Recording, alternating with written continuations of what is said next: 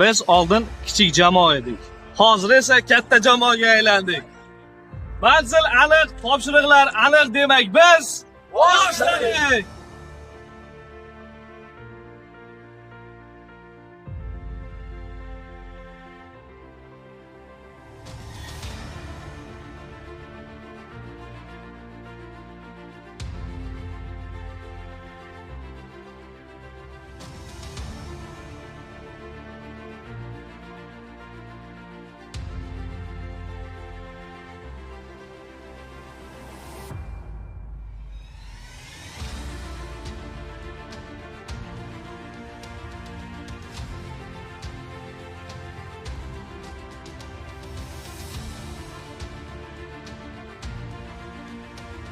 Demak, biz ishlarni taqsimlab olishimiz kerak. Yoshlarimiz ko'pligi sababli yarmimiz mana shu qolib, mana shu ishlarni qilamiz, ya'ni tashqarilarni oqlash, ichkarilarni obodonlashtirish ishlari bilan shug'ullanamiz. Ikkinchi qismimiz esa ko'chaga chiqib, ya'ni biz ijtimoiy obyektlarda ishlab, pul topib, mana shu yashaydigan xonadondagi azmoqiga ozmi ko'pmi bo'lsa ham ro'zg'origa hissa qo'shamiz.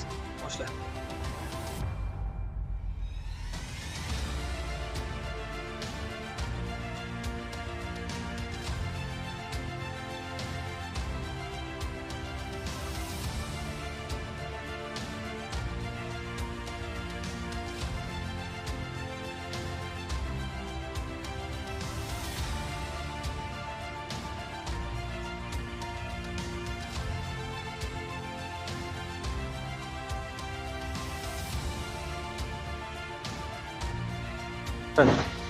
Demak, birinchi ijtimoiy obyektimiz aniq. Mana bu yerda biz kafelarni taxlashimiz kerak. Bizga xizmat haqiga 200 ming so'm pul beradigan bo'ldi.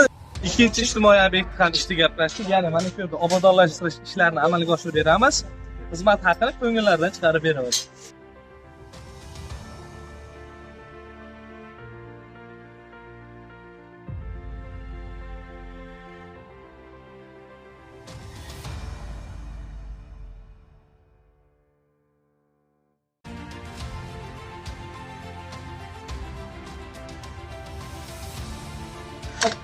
Bir kun siz uchun ishladik.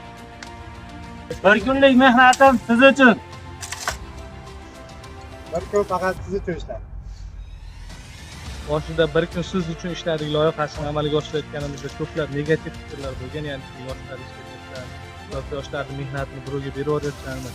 Yo'q, biz unday emas. Bu yerda hammasi ko'ngilli yoshlar. Ya'ni mahallalardan yig'ilgan yoshlar bir jamoa bo'lib, mana shunday tumanimizdagi, mahallamizdagi yakka yolg'iz yoki imkoniyati cheklangan fuqarolarimizni holidan xabardor bo'lish, ularni qo'llab-quvvatlash, ular jamiyatimizdagi yolg'iz emasligini bildirib qo'yish.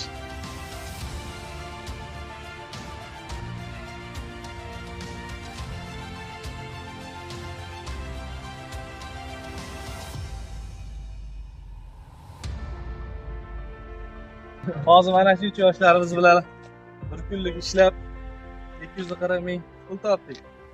Endi xudo xolasa bu pulga ko'mir hamda oziq-ovqat mahsulotlarini olamiz.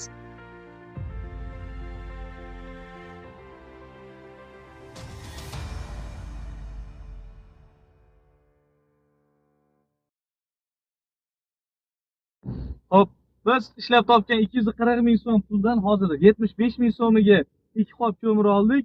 Ko'mirchi akalarimizga ham katta rahmat. Shunaqa vaziyat tushuntirsak, ular qo'ldan kelgancha ehsonni qilib yengillashtirib berdi. Ming rahmat. Qolgan 165 ming so'm pulga endi hozir biz qo'ldan kelgancha ro'zg'orlik qilib olib kelishga harakat qilamiz.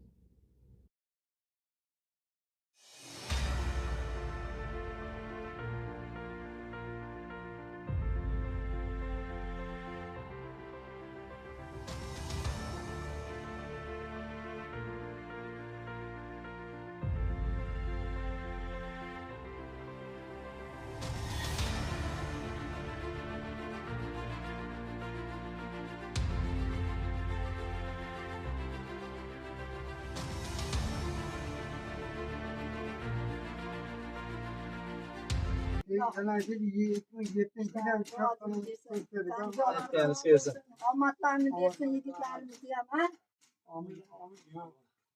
Bolalarga bosh bo'lsin. Yurtimiz tinch bo'lsin. Musaffo bo'lsin. Prezidentimizga ham, hokimlarimizga ham, hammasiga, rahbarlarga ham rahmat. Anjoningiz sog' bo'lsin sizga ham. Rahmat hammaga.